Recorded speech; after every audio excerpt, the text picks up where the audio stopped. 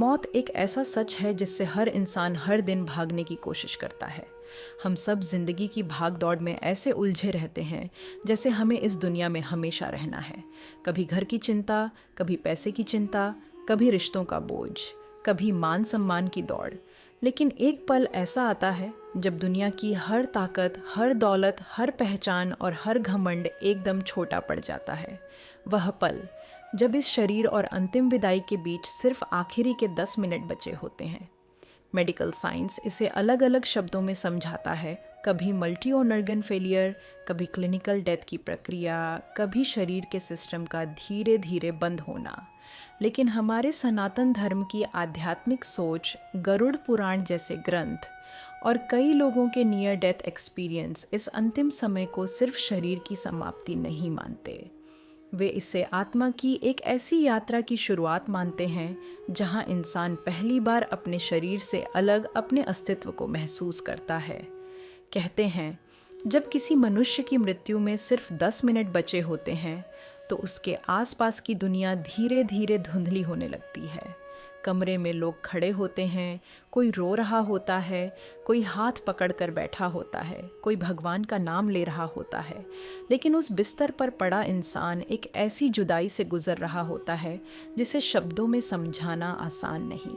वह दर्द से ज़्यादा एक अजीब सी खामोशी महसूस करता है, जैसे शरीर कह रहा हो अब मेरा काम पूरा हुआ, और आत्मा कह रही हो अब मुझे आगे जाना है। और अगर आप कर्म का लेखा पर नए हैं तो चैनल को सब्सक्राइब कर लीजिए और कमेंट में हर हर महादेव ज़रूर लिखिए, ताकि यह शुभ स्मरण आपके दिन की शुरुआत का हिस्सा बन जाए। हमारा यह शरीर 5 तत्वों से मिलकर बना है, पृथ्वी, जल, अग्नि, वायु और आकाश। और इसी आखिरी समय में ये तत्व धीरे धीरे अपना असर छोड़ने लगते हैं। सबसे पहले इंसान को महसूस होता है कि उसका शरीर अब उसका नहीं रहा। हाथ पैर भारी होने लगते हैं, आंखें खुली हों फिर भी सामने बैठे लोग साफ नज़र नहीं आते। आवाज़ें आती हैं लेकिन बहुत दूर से आती हुई लगती हैं, जैसे कोई दूसरी दुनिया से पुकार रहा हो। इसी समय एक बहुत गहरी बात होती है। कई आध्यात्मिक परंपराओं में माना जाता है कि सुनने की शक्ति सबसे अंत तक बनी रहती है। इसलिए अंतिम समय में भगवान का नाम लेना, मंत्र बोलना या प्रेम से कुछ कहना बहुत महत्वपूर्ण माना गया है। हो सकता है सामने पड़ा व्यक्ति बोल न पाए, आंखें खोल न पाए, हाथ न हिला पाए, लेकिन उसकी चेतना सब महसूस कर रही होती है। वह अपने अपनों की सिसकियां भी सुन सकता है, उनके शब्द भी महसूस कर सकता है, पर जवाब देने के लिए उसका शरीर अब साथ नहीं देता। और जैसे जैसे बाहरी आंखें धुंधली पड़ती हैं, आत्मा की आंतरिक दृष्टि खुलने लगती है। इंसान पहली बार महसूस करता है कि मैं सिर्फ यह शरीर नहीं हूँ। यह हाथ, यह चेहरा, यह आवाज़, यह नाम, ये सब तो इस जन्म के कपड़े थे। असली मैं तो कुछ और हूँ, जो इस शरीर के अंदर रहकर अब तक संसार देख रहा था। यही वह क्षण होता है जहाँ आत्मा और शरीर के बीच का फर्क साफ होने लगता है। जब मृत्यु में लगभग 7 मिनट का समय बचता है, तब आत्मा के सामने जीवन का एक अद्भुत दृश्य खुलने लगता है। कई लोग जिन्होंने नियर डेथ एक्सपीरियंस की बात की है, वे कहते हैं कि उनके सामने उनके जीवन की झलकियां बहुत तेज़ी से चलने लगीं, जैसे किसी ने पूरे जीवन की फिल्म एक साथ चला दी हो।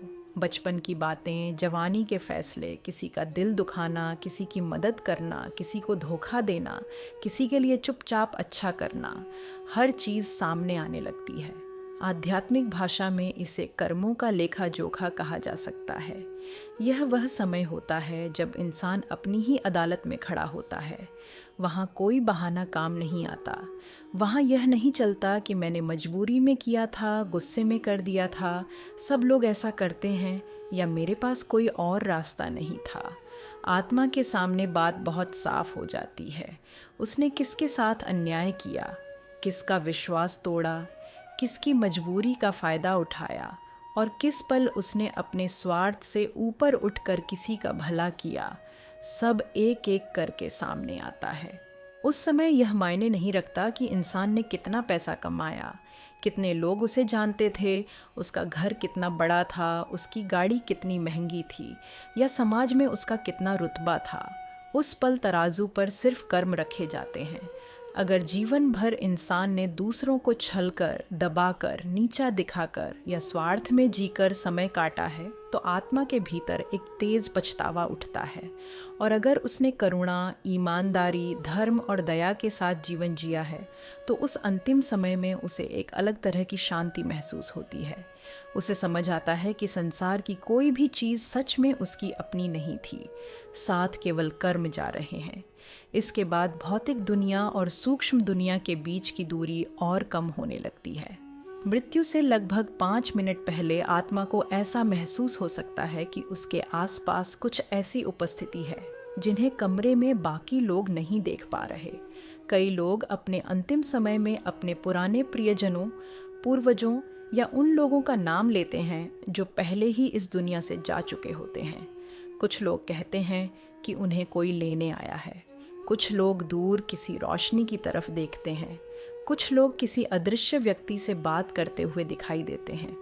हमारे अध्यात्म में माना जाता है कि जब कोई आत्मा इस संसार से विदा लेती है, तो उसके पूर्वज या सूक्ष्म मार्गदर्शक उसे राह दिखाने आते हैं, ताकि वह इस अनजान सफ़र में खुद को अकेला न समझे।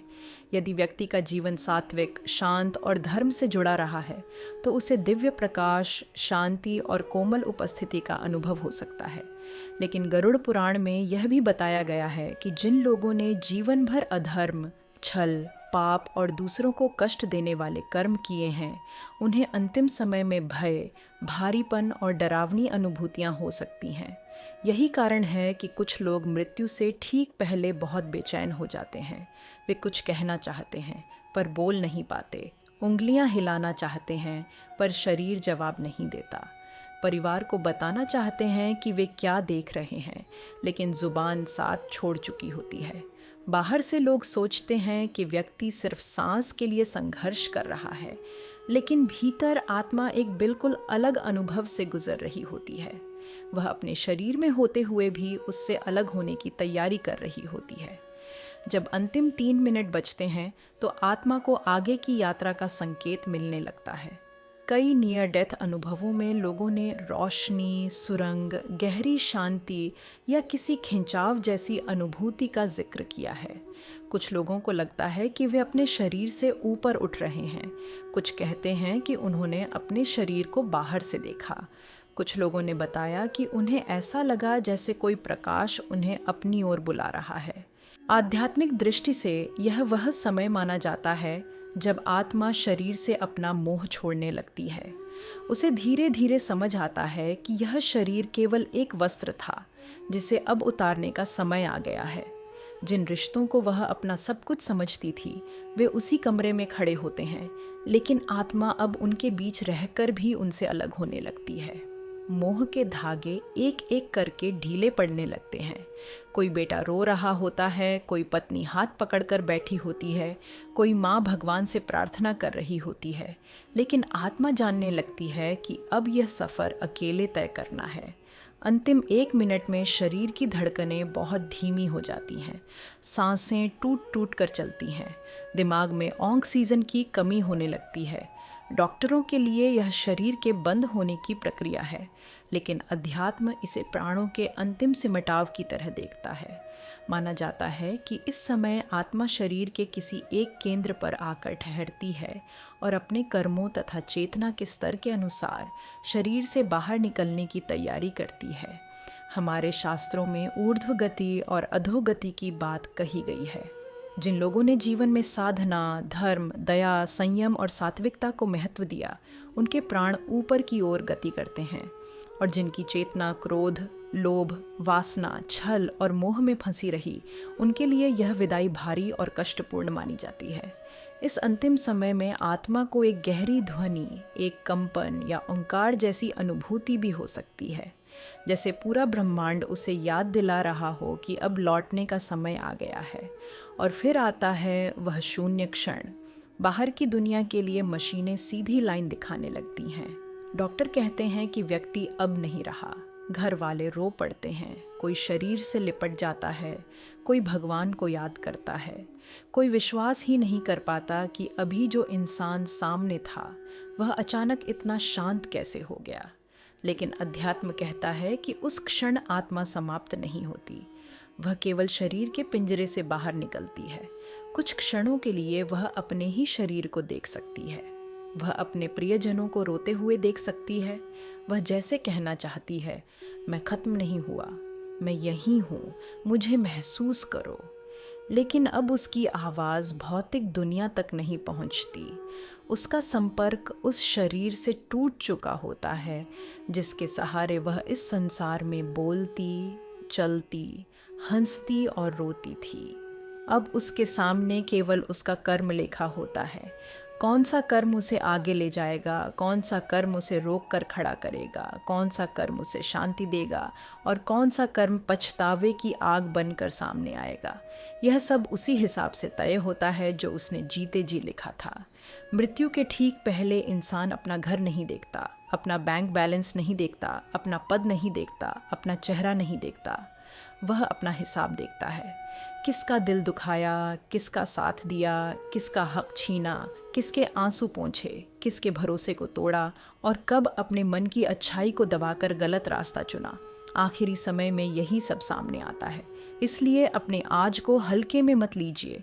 इंसान सोचता है कि अभी बहुत समय है, अभी माफ़ी मांग लेंगे, अभी सुधर जाएंगे, अभी सही काम कर लेंगे।